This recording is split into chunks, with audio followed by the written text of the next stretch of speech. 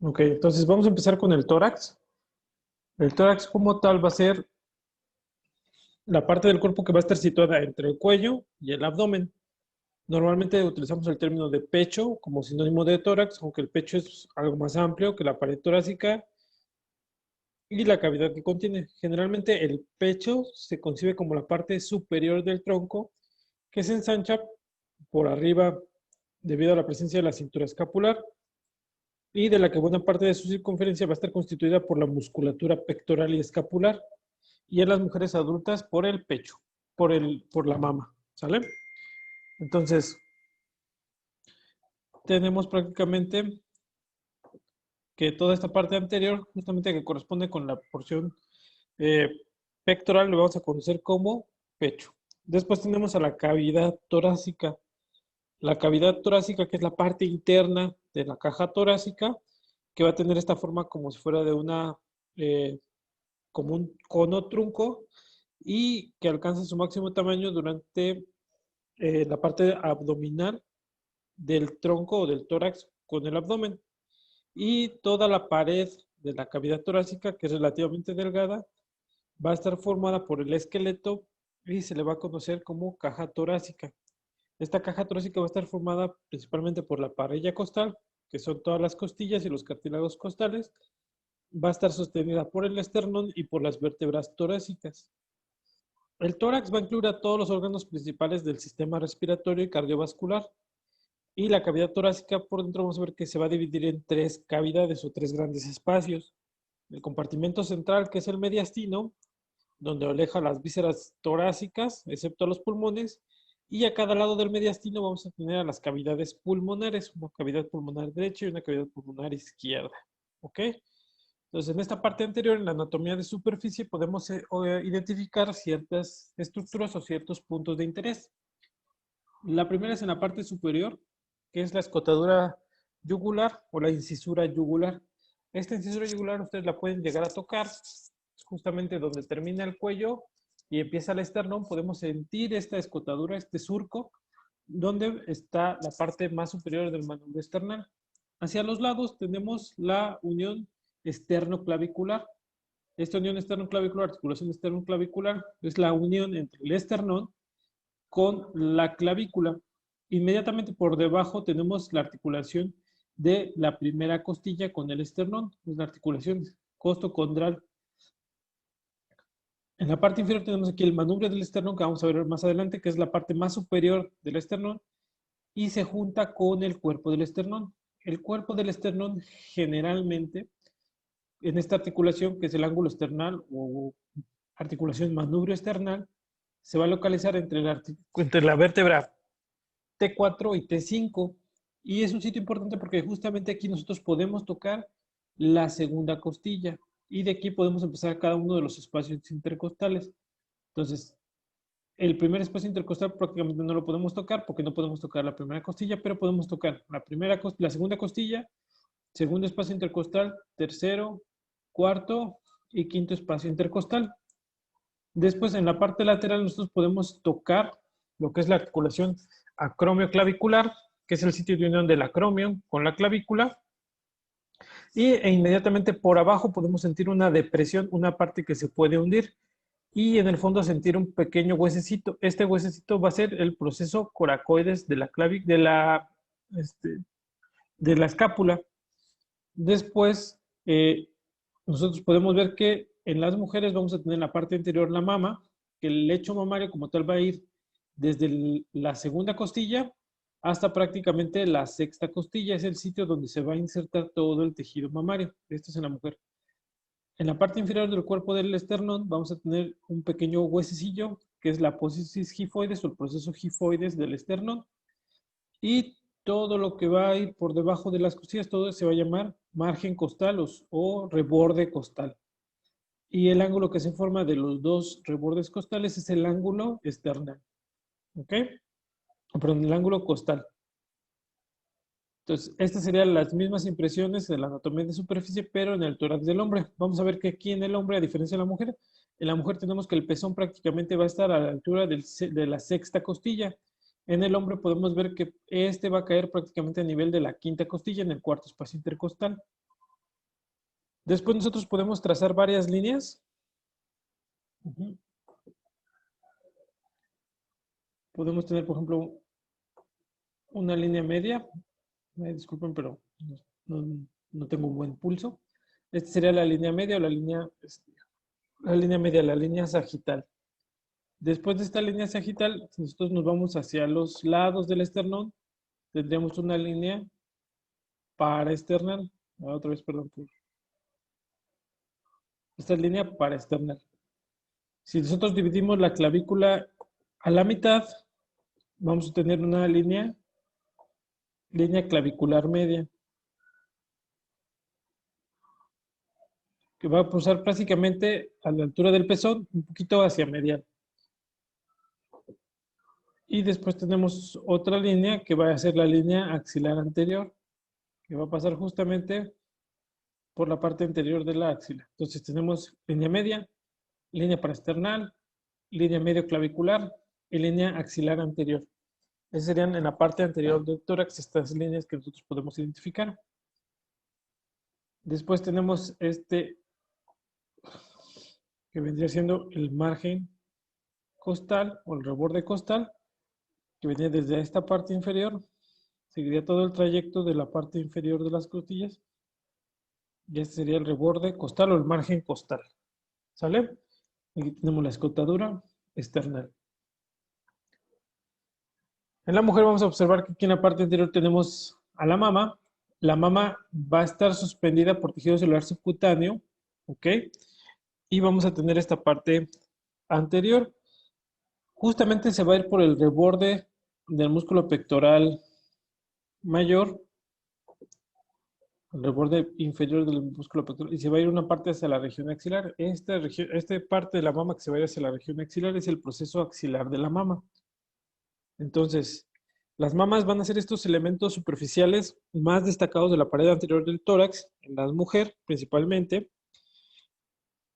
y es tejido glandular y tejido fibroso de soporte que van a integrarse en una matriz de tejido graso, junto con vasos sanguíneos y linfáticos y nervios.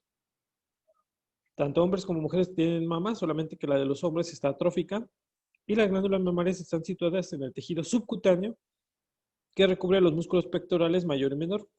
El pezón, que es la parte más prominente de la mama, se encuentra en la prominencia más elevada y rodeado por una área circular de piel pigmentada. Esta piel pigmentada la vamos a conocer como areola. En las mujeres, las glándulas mamarias son estructuras accesorias para la reproducción y en el hombre son rudimentarias y carecen de función. Normalmente la grasa que va a recubrir a la mama del hombre es la misma que la grasa que recubre a la mama de la mujer. Solamente que el sistema glandular de la mama no se va a desarrollar. El tamaño de las mamas en las mujeres va a depender también tanto de la cantidad de grasa que la rodea, así como del estado, por ejemplo, en el embarazo van a aumentar. Generalmente tenemos este surco por debajo, que es el surco mamario, que es una condensación de tejido conectivo, principalmente de los ligamentos suspensorios de la mama, o también conocidos como ligamentos de Cooper. El lecho de la mama, que es toda la parte que aquí vemos, todo el lecho de la mama se va a corresponder desde la segunda hasta la sexta costilla, y 2/3 partes del lecho de la mama van a estar formadas por la fascia pectoral. Entonces vamos a ver que la fascia es el tejido conectivo que cubre el músculo pectoral, 2/3 partes van a estar cubiertas por eso, y el tercio restante de la fascia que cubre la mama va a ser dada por la fascia del serrato anterior. En esta parte que tenemos como tal, vamos a ver que en lo que se relacionaría con el pezón, vamos a tener a las areolas, que son, las areolas va a haber pequeñas glándulas sebáceas, pero en mayor número, que se van a dilatar durante el embarazo. Se pueden ver pequeñas glándulas. Como son glándulas, pueden tener también tejido accesorio, como pueden ser pelos. Y lo que se van a encargar es de secretar grasita como tal, es un tejido oleoso, para mantener lubricada y proteger a la areola y el pezón durante el amamantamiento.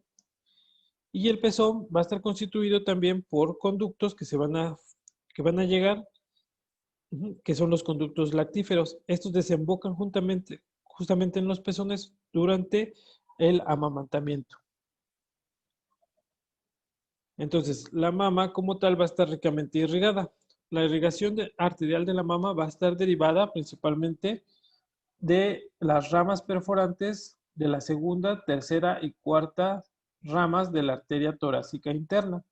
Entonces, recuerden que la arteria torácica interna, que es una rama de la subclavia, viene por atrás, por el espacio paraesternal, va a descender y justamente en lo que sería el segundo, tercero y cuarto espacios intercostales van a salir estas arterias perforantes.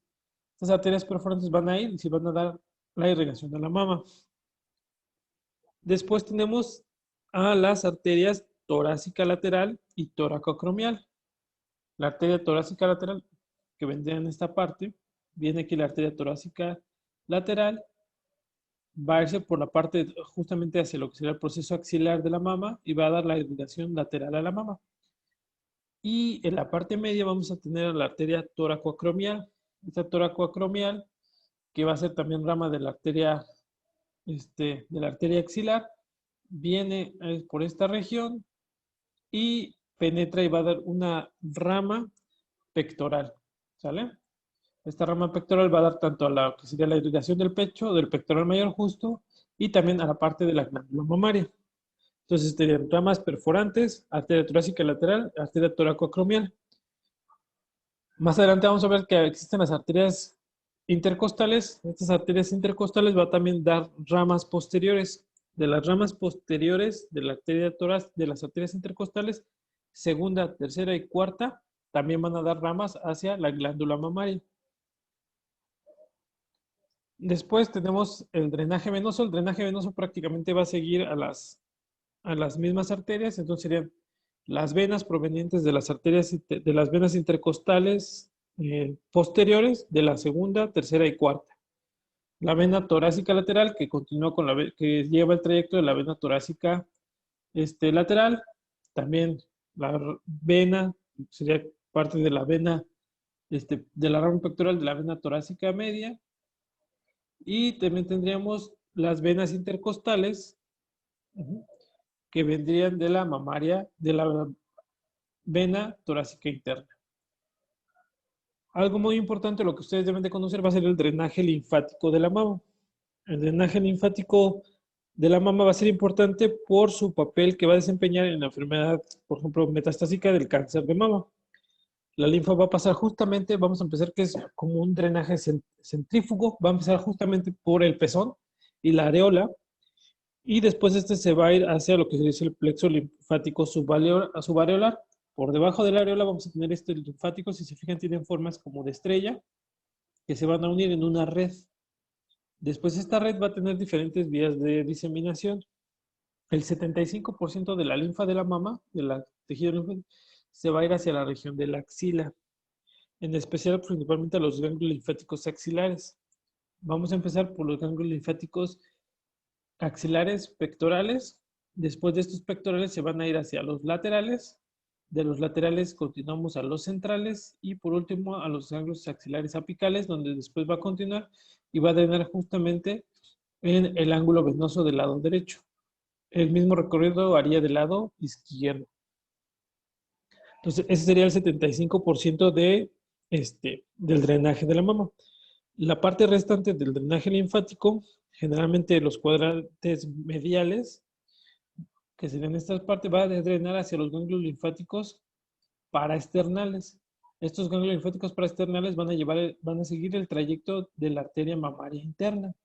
Entonces, ese drenaje se va hacia esta región. Y una parte muy pequeña, que sería el resto del drenaje de la mama, se iría hacia la porción inferior de la mama, que es intraabdominal. Serían los ganglios linfáticos frénicos inferiores o subdiafragmáticos. ¿Ok?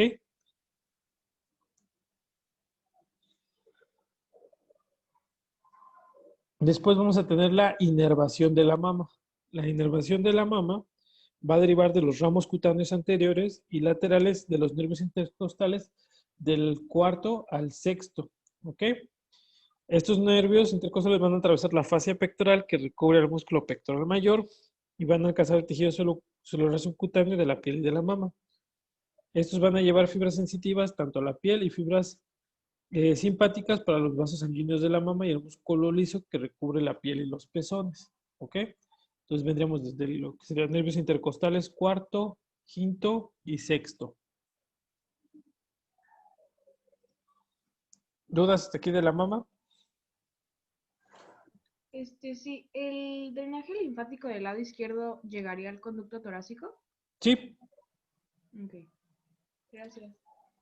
Después, entonces, como les comentaba aquí, podemos ver, este es un corte sagital, podemos ver aquí tendría la segunda costilla, vemos como el lecho mamario viene desde la segunda costilla y prácticamente desciende hasta la sexta costilla, donde vamos a encontrar el surco mamario. Aquí tenemos el músculo pectoral mayor y por detrás el músculo pectoral menor. El espacio que existe entre el pectoral mayor y el pectoral menor es el espacio retromamario, ¿ok? O el espacio submamario. Aquí es donde se va a dividir en lo que es la fascia pectoral, que es la fascia profunda, y después la fascia de la glándula mamaria, como si. Vamos a ver cómo que, por ejemplo, estas bandas, estos son los vasos sanguíneos perforantes, van a atravesar el músculo pectoral mayor y también la fascia pectoral para llegar justamente hasta el tejido mamario. Tenemos este tejido laxo, que es tejido conectivo, que son los ligamentos suspensorios.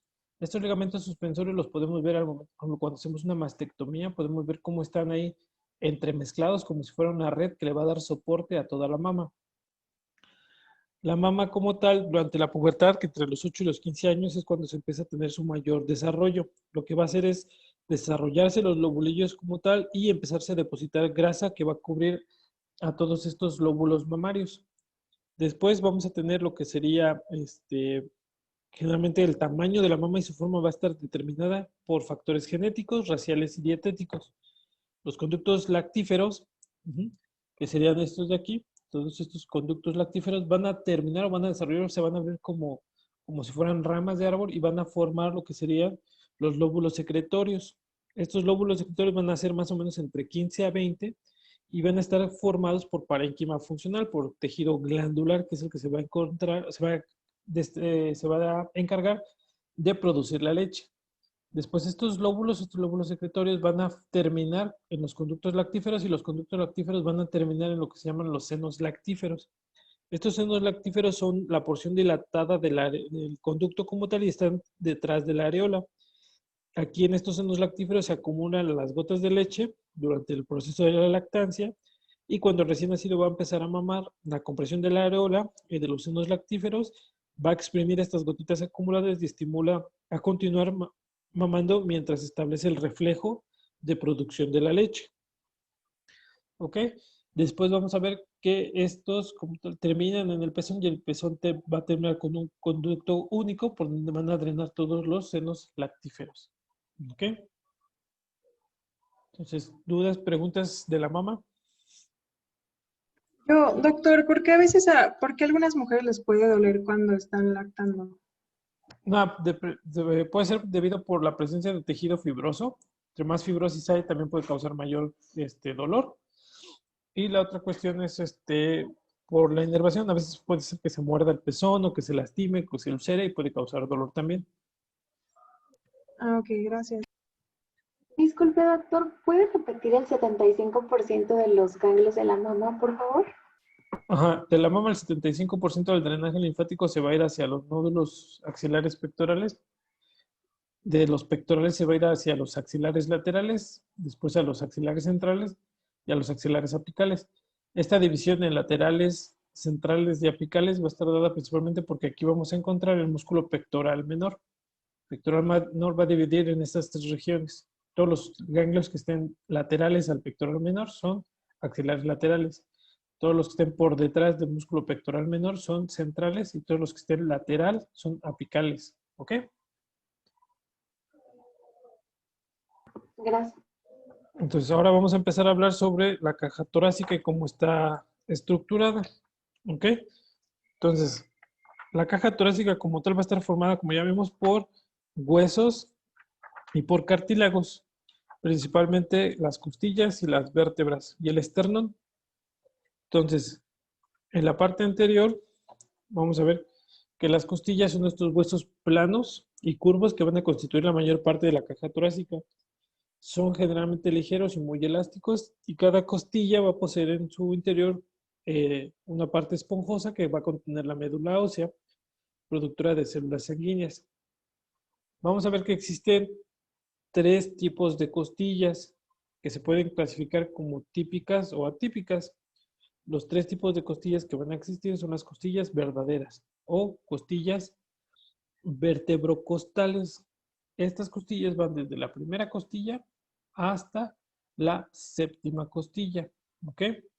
Hasta aquí, está la séptima costilla. Estas generalmente se unen directamente al esternón mediante sus propios cartílagos costales, por eso son costillas verdaderas. Después tenemos a las costillas que van de la octava a la novena y a la décima, que son las costillas falsas. Algunos libros van a poder ustedes leer que las costillas falsas también las consideran la costilla 11 y la costilla 12, por ejemplo acá. Entonces, de la 8 a la 12 también la consideran como falsas. Por ejemplo, este es del Gray.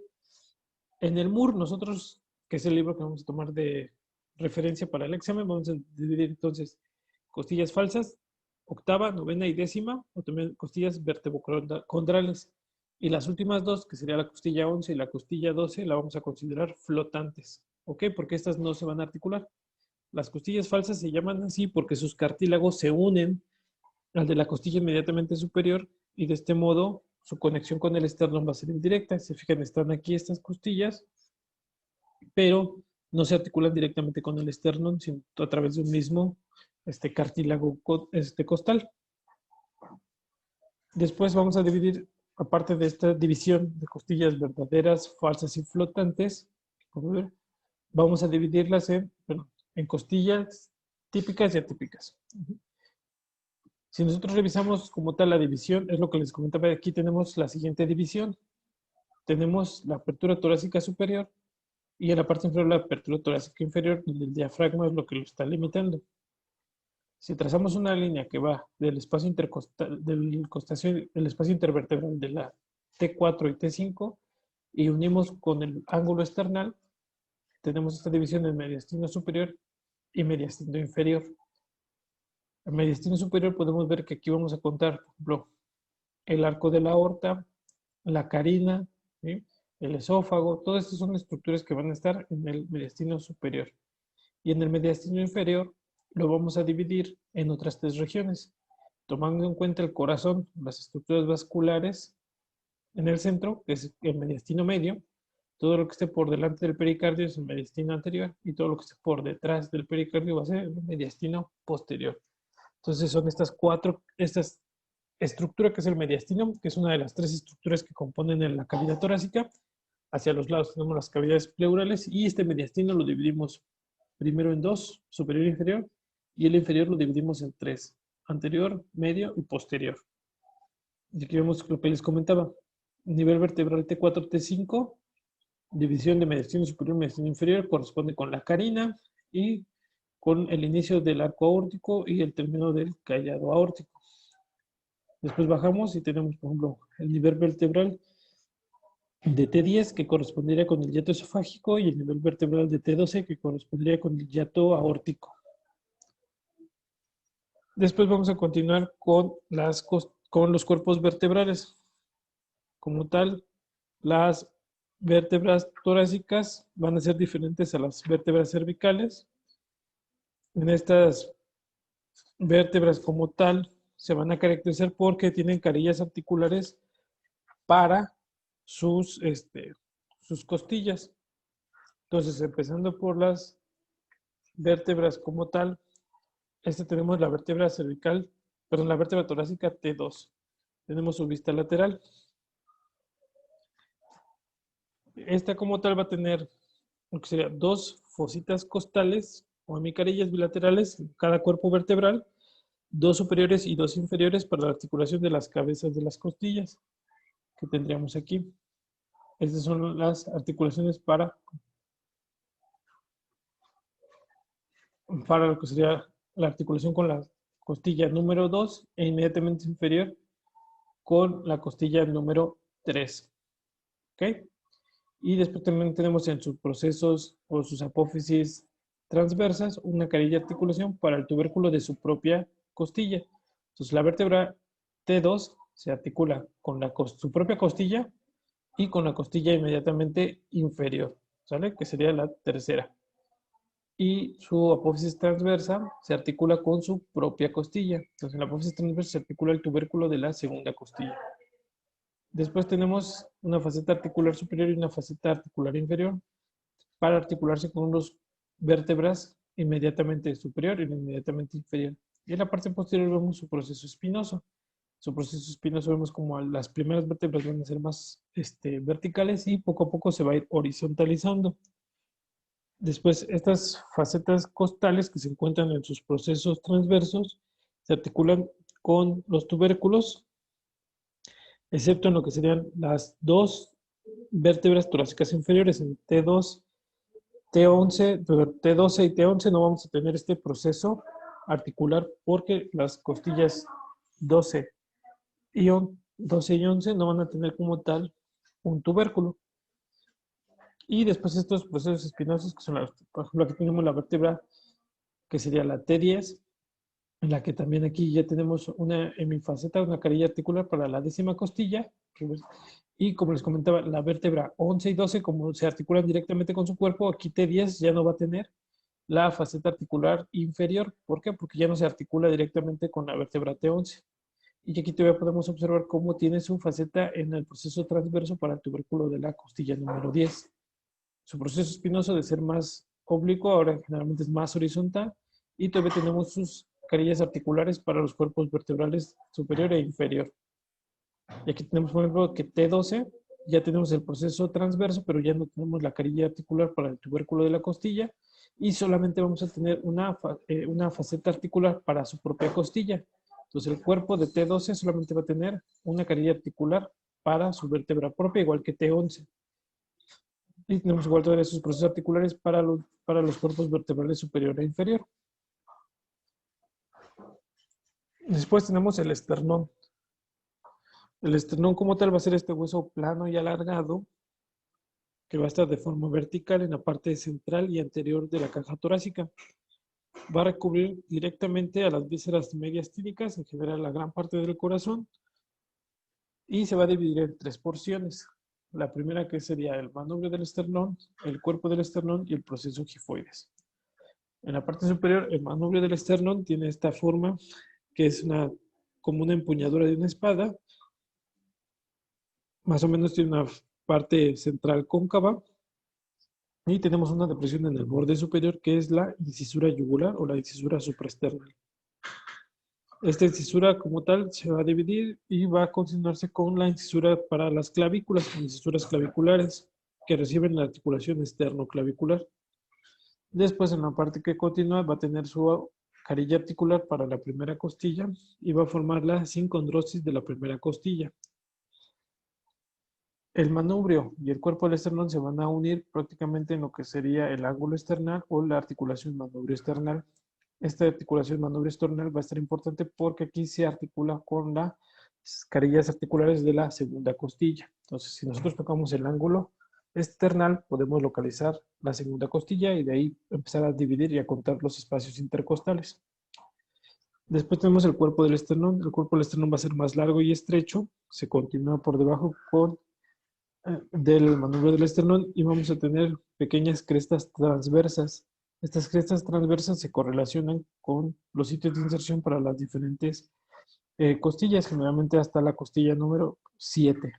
Y después terminamos con lo que sería el proceso gifoide del esternón, que es la parte más inferior, que es la parte más pequeña de todo el esternón. Justamente su extremo inferior se va a ubicar justamente a nivel de la vértebra T10, entonces aquí tienen otro nivel para su tarea. T10 corresponde con el extremo inferior de la apófisis gifoides. Este cartílago, proceso gifoides, dependiendo de la edad, se puede encontrar osificado en aquellas personas mayores de 40 años y en personas jóvenes todavía puede encontrarse como si fuera cartílago. La unión del cuerpo del esternón con la articulación gifoesternal es el límite inferior de la parte central de la cavidad torácica, justamente aquí, en la articulación gifoesternal. Y el ángulo que se forma entre el reborde costal derecho y el reborde costal izquierdo se va a llamar ángulo infraesternal. Este ángulo infraesternal es importante porque dependiendo de las personas, de la edad y el sexo, puede estar más cerrado o más abierto. Entonces, después las costillas las vamos a dividir, ya que las dividimos en verdaderas, falsas y flotantes, también las podemos dividir en costillas típicas y atípicas. Dentro de las costillas atípicas, que son las que son diferentes al resto de las costillas, vamos a encontrar a la primera, a la segunda y de la 10ª a la 12ª costilla.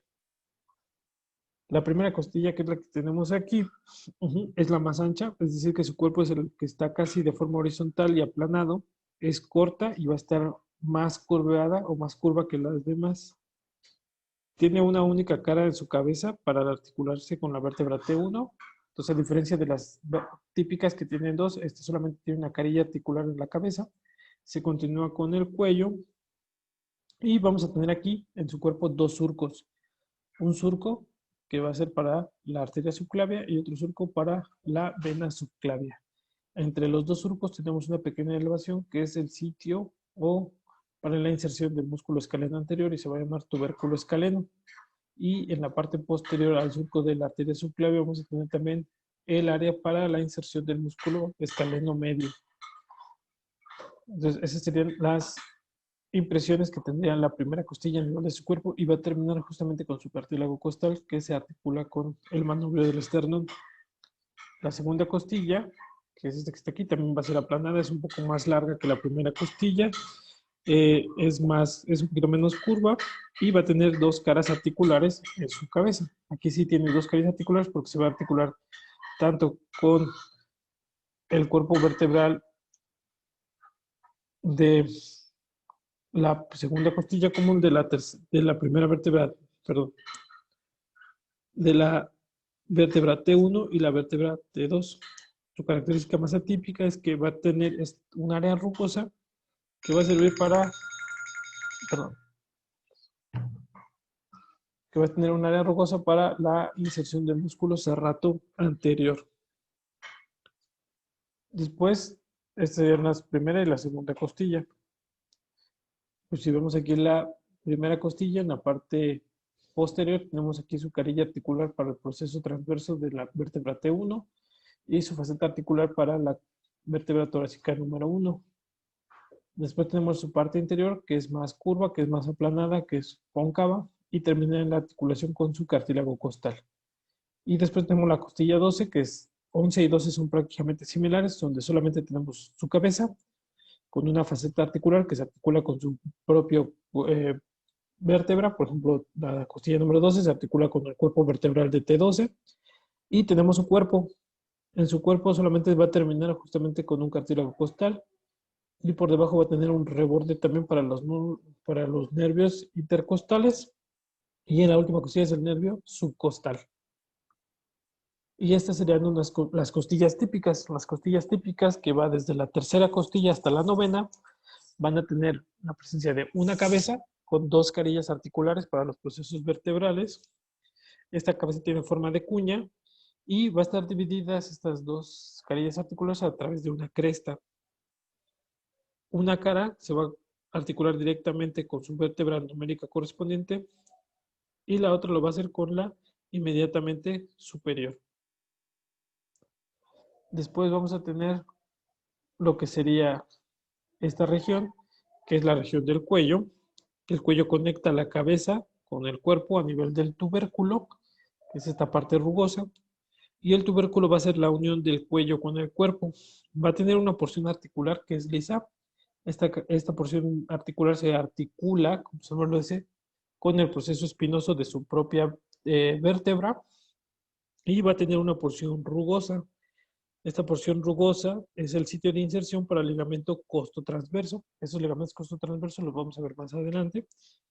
Después se continúa el tubérculo con el cuerpo. El sitio donde termina el tubérculo y se continúa con el cuerpo se va a llamar ángulo costal. Este ángulo costal gira de forma anterolateral y también va a constituir el límite lateral de la inserción de las costillas en los músculos profundos del dorso. En la superficie interna, que es cóncava, vamos a tener un pequeño surco, que es el surco de la costilla, que es paralelo al borde inferior. Este surco costal es por donde va a pasar el paquete neurovascular, que van a ser las arterias, venas y nervios intercostales. Y van a terminar justamente con su cartílago costal. Entonces, esa es la estructura de una costilla típica. Y aquí vemos en conjunto cómo estaría, que es el cuerpo vertebral. El cuerpo vertebral tiene su sitio de inserción para su propia costilla y esta costilla se articula con su propio cuerpo vertebral y con el cuerpo vertebral inmediatamente superior. El tubérculo tiene su bocarilla articular, se articula directamente con el proceso transverso de su propia costilla, después avanza, aquí está el ángulo costal y después termina la costilla insertándose justamente en la pared lateral del esternón. ¿Ok? Y aquí vemos como las facetas inferiores para los procesos articulares se articulan con las costillas inmediatamente inferior y con la inmediatamente superior. Y después pasamos a lo que sería como tal los ligamentos de la articulación costovertebral.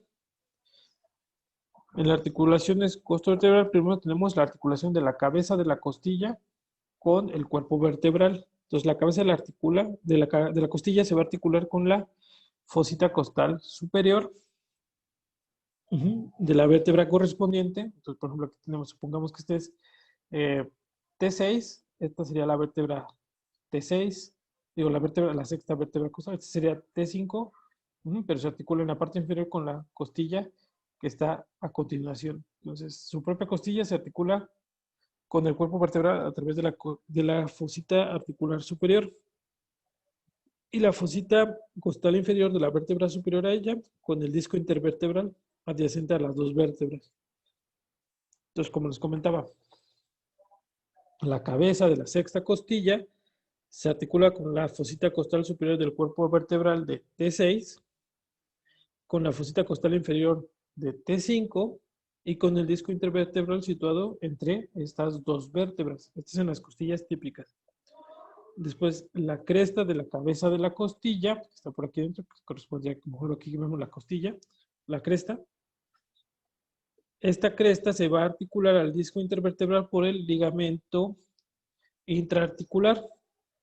Este ligamento intraarticular divide este espacio en dos cavidades sinoviales. Aquí vemos una cavidad sinovial superior y una inferior, pero las divide el ligamento intraarticular. ¿Ok? Después, este va a estar envuelto en lo que se va a llamar el ligamento radiado de la cabeza de la costilla. Esta es una membrana fibrosa de la cápsula articular y es más fuerte en la parte anterior. Entonces aquí tenemos el ligamento radiado. Después tenemos a las articulaciones costotransversas, que son las costillas con los procesos transversos. ¿Ok? Aquí las podemos ver también. Aquí vemos cómo está el ligamento radiado y todas esas articulaciones son de tipo sinovial. En estas articulaciones costotransversas vamos a tener que son ligamentos laterales que van a dar la estabilidad a estas articulaciones y vamos a empezar por el ligamento costotransverso.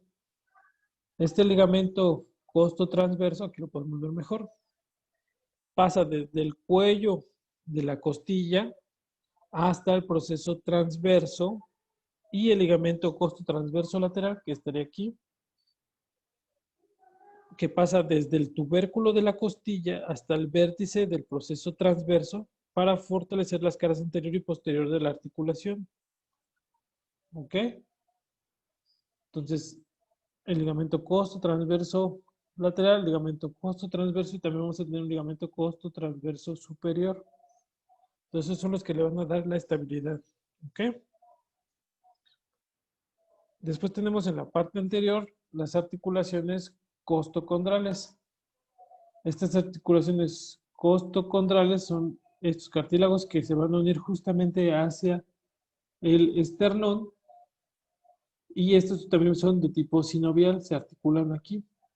En este sitio se van a contar también con el ligamento radiado externo-costal. Este ligamento radiado externo-costal es el que le va a dar soporte también a estas articulaciones. ¿Ok? Y entre las costillas también vamos a tener que haber uniones intercondrales, que son las que articulan los cartílagos costales de las costillas falsas con los demás cartílagos costales. Ahora vamos a pasar a lo que sería los músculos de la pared anterior, de la región pectoral. La región pectoral no va a estar dentro del tórax como tal, pero es una parte importante del pecho. Entonces, estos músculos que se van a considerar como axioapendiculares anteriores van a estar dados principalmente por el músculo pectoral mayor. Este músculo pectoral mayor es de gran tamaño, va a tener esta forma de abanico y cubre toda la parte superior del tórax. Va a tener una parte clavicular y una esternocostal. Esta sería la parte clavicular que va del borde inferior de la clavícula, de los 2/3 mediales, y se va a juntar o se va a insertar justamente hacia el húmero. Y después va a tener la otra porción, que es la porción esternocostal, que va a ir desde la parte de todo el borde lateral del esternón hasta la parte de las costillas de la quinta y la sexta, y se va a insertar justamente igual en el húmero. Entre el pectoral mayor y el músculo deltoides, que sería esta parte, va a formar un surco, que es el surco deltopectoral. ¿Ok? Todo este músculo pectoral, recuerden que está cubierto por una fascia pectoral. Esa fascia pectoral, que es la fascia que está separando con el espacio retromamario de la mama. Y si nosotros quitamos este músculo pectoral, podemos encontrar por debajo otra fascia, que es la fascia clavipectoral. Entonces, que va desde la clavícula hasta el borde inferior del pecho, que es la fascia clavipectoral, y debajo de esta fascia clavipectoral vamos a tener al músculo pectoral menor. ¿Ok? Este músculo pectoral menor. Después vamos a ver todas las ramas de la arteria axilar. Ahorita no es necesario que se las aprendan. Pero a través de esta fascia clavipectoral va a atravesar una arteria que es la arteria toracoacromial. ¿Ok? Si nosotros quitamos toda esta fascia clavipectoral, vamos a poder encontrar el resto de los músculos de la región pectoral. El siguiente es el músculo pectoral menor. Este músculo pectoral menor se sitúa en la pared anterior de la axila y está recubierto en su totalidad por lo que sería el pectoral mayor. Este tiene forma triangular, que tiene su base o su inserción proximal por unas bandas que se van a ir insertar en lo que sería el tercero, cuarto y quinto cuerpo vertebral. Después todos estos se van a juntar para insertarse en lo que sería la apófisis coracoides o el proceso coracoides de la escápula.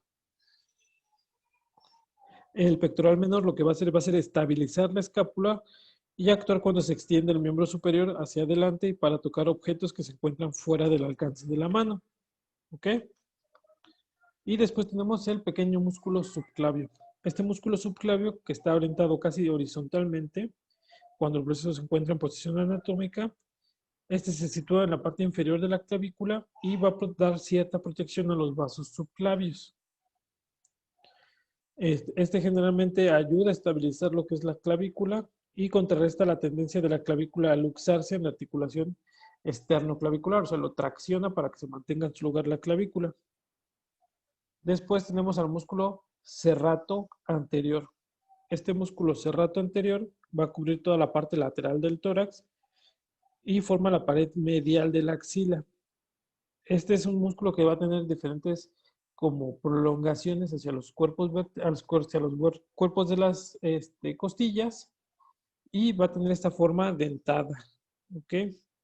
Este músculo también se va a utilizar por lo que es la protracción de la escápula, por ejemplo, cuando se dan puñetazos o se intenta alcanzar algún objeto, por lo que se va a denominar también como el músculo del boxeador. Si nosotros lo ponemos desde la parte lateral, vamos a poder observar aquí cómo está la apófisis coracoides, vemos el músculo pectoral menor, y hacia posterior vemos cómo está el músculo serrato anterior y forma estas prolongaciones que se parecieran como si fuera una sierra. En la parte posterior vamos a también tener lo que serían los músculos de la parte posterior, que tenemos el músculo serrato posterior superior y el serrato posterior inferior, que también van a participar. Estos músculos no es para que los conozcan, para que sepan que están aquí, pero ya los veremos durante la clase de dorso, del tema de dorso. Entonces, de los músculos de la región pectoral tenemos estos tres principalmente, que es el pectoral mayor, el pectoral menor y el músculo subclavio. Disculpe, doctor. Sí. ¿Cuál dijo que era la fascia que está superior al pectoral mayor? Es la fascia pectoral. Cada músculo va a tener su propia fascia. Entonces, la del pectoral es fascia pectoral. La que está debajo es la fascia clavipectoral. Y después, el serrato tiene también su propia fascia. ¿Ok? Ok. Muy bien. ¿Dudas hasta aquí?